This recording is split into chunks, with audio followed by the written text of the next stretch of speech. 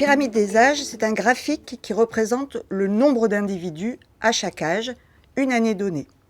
On empile, âge après âge, des barres qui correspondent aux effectifs de ces âges.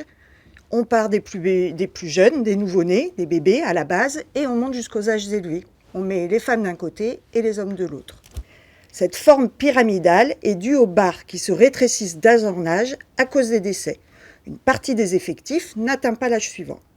La pyramide est très marquée quand la mortalité à chaque âge est élevée.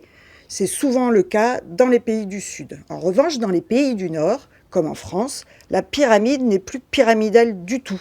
Avec la faible mortalité aux âges jeunes, les barres ne se rétrécissent plus et l'élévation de l'espérance de vie aux âges élevés fait que le haut de la pyramide s'épaissit.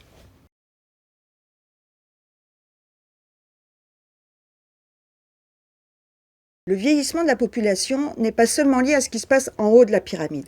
La population vieillit lorsque la proportion des plus âgés augmente au sein de la population. Et ça résulte de plusieurs tendances. D'une part, c'est effectivement ce qui se passe avec l'augmentation des effectifs aux grands âges, mais il peut aussi y avoir un vieillissement par le bas de la pyramide lorsque les effectifs de jeunes se réduisent, notamment par la diminution des naissances.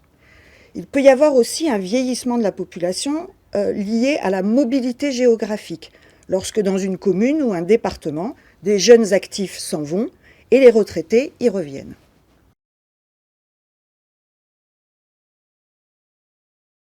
La pyramide témoigne de l'histoire démographique longue d'une population, mais elle raconte aussi des événements conjoncturels marquants.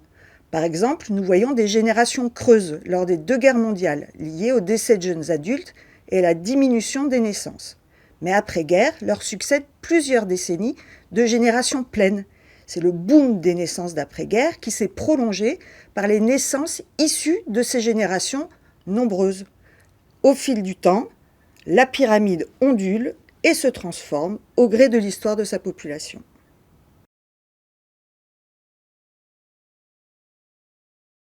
Les pyramides permettent de visualiser en un clin d'œil la structure par âge d'une population et son évolution. Avec la succession de générations pleines puis creuses, cela modifie les équilibres entre les effectifs à chaque âge. Par exemple, lorsque les baby-boomers franchissent les 60 ans, comme ils sont nombreux, la population dans son ensemble vieillit, mais paradoxalement, en haut de la pyramide, la population âgée prend un coup de jeune. Les équilibres entre les effectifs de génération qui se succèdent sont importants pour organiser les systèmes, l'école, les retraites, la santé ou encore plus généralement la solidarité entre les générations.